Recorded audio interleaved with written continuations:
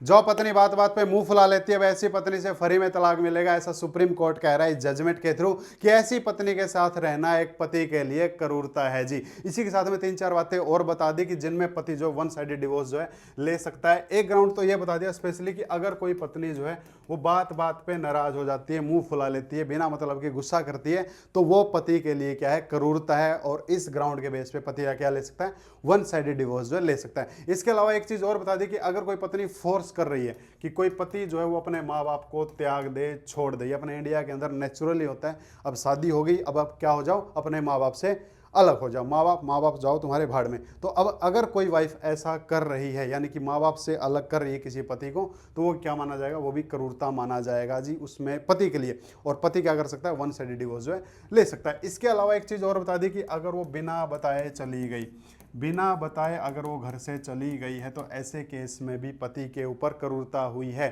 और वो पति क्या कर सकता है, वन साइडेड डिवोर्स जो है ले सकता है। और इसी के अलावा इस जजमेंट के अंदर एक चीज़ और बताइए कि अगर वो फोर्स कर रही है कि भाई आप अपने माँ बाप की केयर ना करो, एक तो अलग होने के लिए पॉइंट अलग बनाया है और केयर के लिए अलग बनाया होता है ना, कि वो अपना आप देखेंगे, आप जो है जो भी कमा रहे हो सारी कमाई मेरे को दो, मैं अपने आप घर चलाऊंगी, आप अपने माँ बाप की टेंशन मत लो, उनको सरकार पेंशन दे रही है, वो अपने आप अपनी लाइफ जिए। तो अगर कोई अपने माँ बाप की केयर करने से रोकती है एक पति को, तो पति के ऊपर वो क्रूरता मानी गई है इस सुप्रीम कोर्ट की जजमेंट के अंदर। और इसके अलावा एक चीज़ और बता दी, आत्महत्या के लिए अगर कोई वाइफ जो है वो आत्महत्या की धमकी देती है कि मैं मर जाऊंगी, तो ये भी एक पति के लिए क्या है, क्रूरटी है जी। और इस क्रूरटी बेस पे क्या हो सकता है, उस पति को वन साइडेड डिवोर्स जो है मिल सकता है। तो इस जजमेंट के अंदर ये जर्नली 4-5 ग्राउंड बनाए हैं और इस केस में भी पति को तलाक दे दिया है सुप्रीम कोर्ट ने। हालांकि हाई कोर्ट ने तो इसको कैंसिल कर दिया था, हाई कोर्ट ने इनको क्रूरटी नहीं मानी थी। देख लेते हैं क्यों नहीं मानी थी। हम स्टार्टिंग से, छोटा ही जजमेंट है, थोड़ा पुराना केस है ये। कितना पुराना केस है आप समझ जाओगे।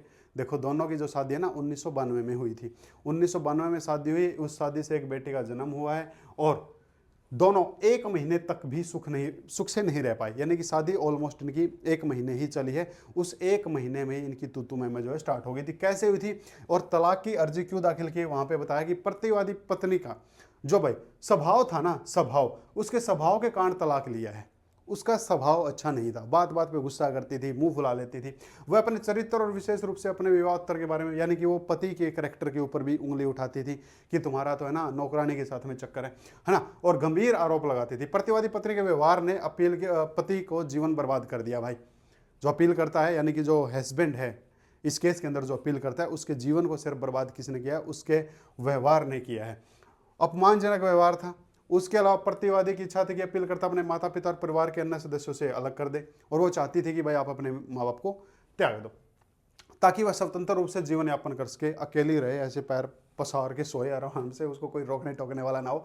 ऐसी स्थिति में प्रतिवादी पत्नी ने ऐसे स्वभाव और व्यवहार के साथ अपीलकर्ता करने वाले के लिए और दुर्व्यवहार हो गया, उसका जीना उसने हराम कर दिया बिल्कुल ही। ठीक है, अब उसके पास क्या ऑप्शन था, उसके पास ऑप्शन यह था कि भाई वो अब तलाक ले ले, है ना। अपीलकर्ता के नैतिक चरित्र पर गंभीर आरोप लगाए कि उसका कमला नाम के साथ नौकरानी का संबंध था, शादी से पहले उसका जो है वो कोई नौकरानी थी, उसके साथ उसका संबंध था, ऐसे भी उसने आरोप लगाए हैं। और फिर आत्महत्या करने की धमकी देना, ये भी एक आम बात हो गई थी, और खुद को दरवाजे के अंदर बंद कर लिया। और ट्रायल कोर्ट ने क्या किया, ट्रायल कोर्ट ने 2001 को तलाक की डिग्री जो है दे दी एक हस्बैंड को कि भाई ऐसी पत्नी के साथ रहना आपका संभव नहीं है, ये सच में ही जो है इसका व्यवहार गलत है। और ट्रायल कोर्ट ने ऐसी लेडीज से तलाक दे दिया। अब वो आ गई मैडम हाई कोर्ट में, हाई कोर्ट में चली गई। हाई कोर्ट ने क्या कर दिया, तलाक के फैसले को रद्द कर दिया। हाई कोर्ट ने माना कि ये तो कोई क्रूरटी है ही नहीं, ये तो हर पत्नी की एक, बोलते हैं ना, हर पत्नी के अंदर ये तो अंग होता है नाराज होने का, माँ बाप से अलग करने का, ये तो एक सामान्य बात है। इसको हाई कोर्ट ने क्रूरटी नहीं माना और हाई कोर्ट ने क्या कर दिया, फैसले को रद्द कर दिया। अब पति कहाँ गया, पति आ गया सुप्रीम कोर्ट में। सुप्रीम कोर्ट में आके भी उन्होंने यही बताया कि प्रतिवादी पत्नी की ओर से कोई नैतिकता नहीं है, यानी कि उसका व्यवहार अच्छा नहीं है, वो बार बार आत्महत्या करने की धमकी देती है। प्रतिवादी पत्नी ने अपने परिवार से अलग होने का दबाव डाल रही है, उनकी केयर करने से मना कर रही है, करेक्टर पे उंगली उठा रही है, आत्महत्या प्रयास कर रही है, वही सारी चीज़ें। वही सेम ग्राउंड कहाँ रख दिए, सुप्रीम कोर्ट में रख दिए। सुप्रीम कोर्ट के बाद समझ में आ गई कि हाँ कुछ ना कुछ तो झोल है। क्या झोल है, अब सुप्रीम कोर्ट ने देखो क्या कहा, प्रतिवादी पत्नी, देखो प्रतिवादी पत्नी चाहती है कि अपील करता अपने परिवार से अलग हो जाए, ये सुप्रीम कोर्ट को पता चल गया, इसका प्रमाण से पता चल गया, हस्बैंड के पास में इसका प्रमाण भी है। परिवार का भरण पोषण और विपरीत अपील करता पति की आय से, यानी कि जो भी इनका पूरा घर का खर्चा चलता है वो किसकी आय से चलता है, अपील करता पति की आय से चलता है। भारत में हिंदू पुत्र के विवाह के बाद पत्नी के माता पिता से अलग होने के कारण हम आचरण और मसालिक संस्कृति नहीं है। जब पुत्र परिवार का एकमात्र सदस्य है तो माता पिता द्वारा पाले पोषे और शिक्षित पुत्र का नैतिक और कानूनी दायित्व है कि वह अपने माता पिता की क्या करे, अब सेवा करे। ये सुप्रीम कोर्ट कह रहा है कि यह नहीं है कि माँ बाप ने पाल दिया, पोस दिया, कमाने के लायक बना दिया और माँ बाप को लात मारो।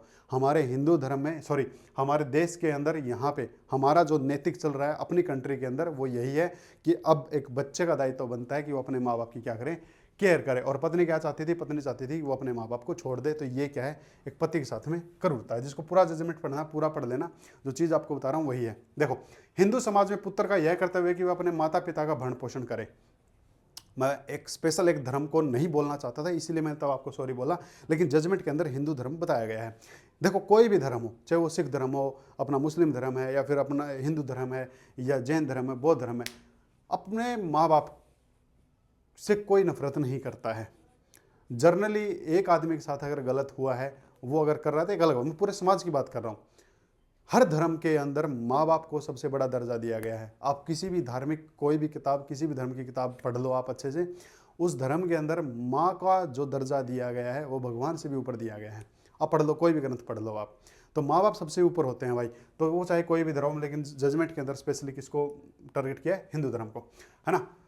खैर गलत नहीं है, यदि कोई पत्नी समाज की सामान्य रीति रिवाजों से कोई कार्य करने का प्रयास नहीं करता है तो उसके पास कोई कारण नहीं होता। इस मामले में हम प्रतिवादी पत्नी के आर्थिक लाभ के अलावा कोई और कारण नहीं मिलता है। देखो क्या कितनी बड़ी बात लिखी है, इस मामले में हमें प्रतिवादी पत्नी के आर्थिक लाभ के अलावा कोई और कारण नहीं मिलता है। यानी कि वो चाहती थी कि जो मेरा पति कमाए वो सब मेरे पास आए, बस, फिर मैं आगे 1 रुपया किसी को दूं या ना दूं वो मेरी मर्जी। यानी कि उसकी सारी कमाई वो खुद हड़पना चाहती थी। ये सुप्रीम कोर्ट कह रहा है। ये आर्थिक, यहाँ पे आर्थिक वर्ड का मतलब आप समझ गए होंगे। हमारी राय है कि कोई भी पति इसे सहन नहीं करेगा, और जर्नली है, कोई पति इस बात को सहन नहीं करेगा भाई। और कोई भी पुत्र अपने बुजुर्ग माता पिता और परिवार के अन्य सदस्यों से अलग नहीं रहेगा, ये भी एक फैक्ट है। देखो, लड़का लड़की समान है, नो डाउट, लेकिन अपने समाज के अंदर, मैं एक सामाजिक बात कर रहा हूँ, लड़की को प्राय धन माना जाता है, लड़की प्राय धन है, चाहे वो अपनी भी लड़की क्यों ना हो। अपनी लड़की है तो कल को हम भी उसकी शादी करेंगे, सिंपल सी बात है, भाई हो जाएगी। हमारी माँ भी किसी की लड़की थी, वो आज हमारे घर में आई हुई, सिंपल सी बात है। और पुत्र का क्या दायित्व बनता है कि पुत्र का बनता है कि अब वो पूरे माँ बाप की क्या करे, भाई जो परिवार है उसका पालन पोषण करे। और इसीलिए जो मेंटेनेंस केस है ना, उस केस में भी सबसे ऊपर जो है एक पुत्र को ही रखा गया है। यानी कि पुत्र क्या करेगा, वाइफ का भी मेंटेनेंस देगा, अपने बच्चों का भी मेंटेनेंस देगा, और अपने बुजुर्ग माँ बाप का भी मेंटेनेंस देगा।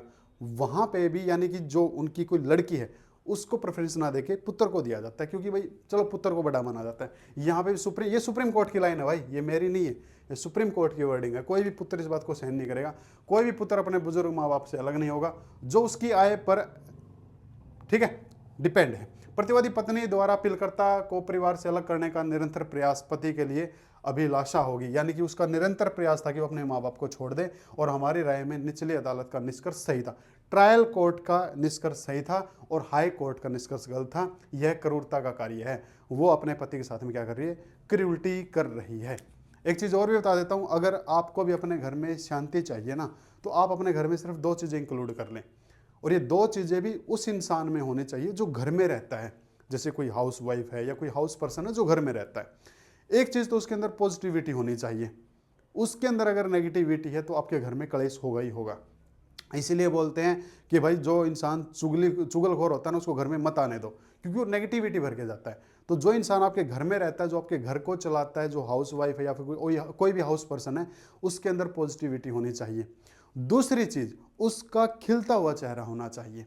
अगर ये 2 चीज़ें आपके घर में है तो आपके घर में शांति रहेगी, और ये दोनों चीज़ आपके घर में नहीं है तो आपके घर में शांति नहीं रहेगी। एक आदमी जो बाहर से कमा के आया है, सारा दिन का थका हारा घर में आया है, और आके उसको क्या दिखता है कि अरे घर वालों के चेहरे खिले हुए हैं, उसकी सारी थकान उतर जाती है 1 मिनट में। और अगर वो बाहर से आता है और उसको दिखा है कि घर वालों के चेहरे फूले हुए हैं, अब वो क्या सोचेगा, अरे यार पूरा दिन तो लोगों के साथ माथाकची करता हूँ, अब घर में आने के बाद भी यही कलेश।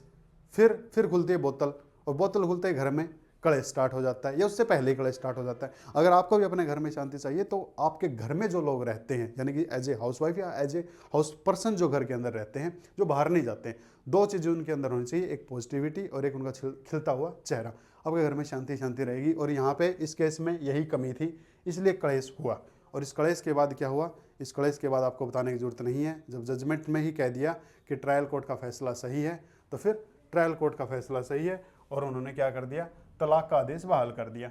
यानी कि जो हाई कोर्ट ने जो रद्द किया था ना, उसको बहाल कर दिया सुप्रीम कोर्ट ने। जजमेंट 6 अक्टूबर 2016 की। तभी मैंने कहा था थोड़ा पुराना केस है, लेकिन ये केस जो है सुप्रीम कोर्ट का बेशक पुराना और नया हो, 1995 की जजमेंट भी हम केस में यूज करते हैं, 1987 की जजमेंट भी हम केस में यूज करते हैं, क्योंकि सुप्रीम कोर्ट की जो जजमेंट होती है वो पत्थर पर लकीर होती है। एक बार जो लाइन लिख दी गई है वो पत्थर पर लकीर है।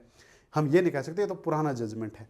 1995 की जजमेंट, 1987 की जजमेंट भी हम केसों में यूज करते हैं कि 1987 में सुप्रीम कोर्ट ने ये गाइडलाइन दी थी उन जजों की, जो शायद आज पता नहीं है या फिर नहीं है, भगवान को प्यारे हो गए, लेकिन उनकी लिखी हुई बात को माना जाता है। तो ये मत सोचना पुराना केस है। देखो इस केस के अंदर ये खैर मैं पर्सनली रीड कर रहा था मेरे किसी केस के लिए, ये जजमेंट मैं पर्सनली मेरे किसी केस के लिए रीड कर रहा था, तो मेरे को लगा यार कुछ अच्छी चीज़ें हैं, जागरूकता के लिए हैं, तो मेरे को बताना चाहिए, इसलिए फिर मैंने सही समझा आपको बताने के लिए। तो ये मैं सोचना कि 2016 केस है, 10 साल पुराना केस है, ठीक है। अब देखो सारा वही है, प्रतिवादी पत्नी का व्यवहारिक सदर्य और घृणित स्वरूप होता है, उसका व्यवहार सही नहीं था, ऐसे व्यक्ति के साथ शांति और ईमानदारी की कमी होती है, उसके साथ नहीं रहा जाएगा भाई, और इस प्रकार यातनाओं से पति के जीवन पर बुरा प्रभाव पड़ रहा है। उसका व्यवहार ने क्या कर दिया, उस पति का जीवन खराब कर दिया। यह भी एक मृत, ये जो लाइफ चल रही है उसकी मृत्यु चल रही है। 12 जुलाई 1995 को, यानी कि 20 साल से अधिक समय पहले जीवित घर छोड़ दिया उसने, बिना बताए उसका घर छोड़ दिया। हालांकि यह रिकॉर्ड में दर्ज नहीं है। विद्वान वकील ने बताया कि आज तक प्रतिवादी पत्नी अपीलकर्ता के साथ नहीं रही है, वो कभी उसके साथ रही ही नहीं है। अपीलकर्ता और ये प्रोटोविस्ट की बेटी भी बड़ी हो गई है, और स्कॉलर वकील ने मुताबिक वह एक IT कंपनी में काम कर रही है। हमारे पास विश्वास करने का कोई कारण नहीं, क्योंकि समय के साथ बेटी बड़ी हो गई है, उसके लिए अपीलकर्ता और पत्नी का प्रवेश सामान्य हो गया है, यानी कि अब उस बच्चे के लिए वो एक केस आम हो गया। एक चीज़ और मैं आपको बता देता हूँ, ये हस्बैंड वाइफ के जो केस होते हैं ना, इनमें उन दोनों की लाइफ तो ख़राब है ही है, उस बच्चे की लाइफ ख़राब हो जाती है जो उनका बच्चा है। और लाइफ कैसे ख़राब हो जाती है, जो बच्चा बचपन से ही केस देखने स्टार्ट कर देता है ना, कि अच्छा ये कोर्ट होती है, अच्छा ये पुलिस होती है, अच्छा ऐसे होते हैं, तो वो फिर जो है वो बच्चा बहुत ही रेयर चांस है कि कोई अच्छे लाइन पे चले, क्योंकि कहीं ना कहीं उसको जो है क्रिमिनल लाइन जो वो कहीं ना कहीं खींच लाती है, और वो खींच के नहीं लाएगी तो वो इंसान जो है वो न्यूट्रल हो जाएगा, या तो वो न्यूट्रल हो जाएगा या वो क्रिमिनल लाइन में चला जाएगा। इस केस में अंदर वो क्या हो गई, वो लड़की न्यूट्रल हो गई कि मेरे माँ बाप की पूरी ज़िंदगी यही चली, उसके लिए ये चीज़ें सामान्य हो गई, नॉर्मल हो गई ये चीज़ें, इनका तो ये चलने वाला है। और उसने क्या कर लिया, उसने अपनी लाइफ अलग कर ली, वो न्यूट्रल हो गया। अब इन दोनों को ये चीज़ शायद समझ में नहीं आई होगी कि चलो हस्बैंड केस जीत गया तो हम सीधी सी बात मानेंगे कि वाइफ की गलती है। अगर वैसे दोनों का ये है कि बच्चा ख़राब हो गया, ये उसने अपनी लाइफ, और मैं तो पर्सनली मेरा मानना यही है कि जब परिवार ही साथ नहीं है तो फिर कुछ भी साथ नहीं है। इसलिए इस समय उन्हें एक साथ लाना नहीं होगा, उसका लाना कोई है ही नहीं। विशेष रूप से तब एक अपीलकर्ता पति के साथ पत्नी द्वारा समान व्यवहार किया गया था। सिर्फ सारा खेल किसका था, व्यवहार का था। इस पूरी जजमेंट में बार बार आपको एक व्यवहार शब्द ही देखने को मिला होगा। केस आपको मैं दिखा देता हूँ, ये केस है ना, बार बार आपको सिर्फ एक व्यवहार वर्ड ही देखा ना, व्यवहार अच्छा नहीं है, व्यवहार अच्छा नहीं है, व्यवहार अच्छा नहीं है। तो भाई उम्मीद करूँगा ये जानकारी आपको अच्छी लगी होगी। अच्छी लगे आप इसको लाइक कर लें, शेयर कर लें, सब्सक्राइब कर लें, और भगवान आपके घर में शांति बनाए रखे भाई, ठीक है। यही हमारी भगवान से प्रार्थना है। Thank you.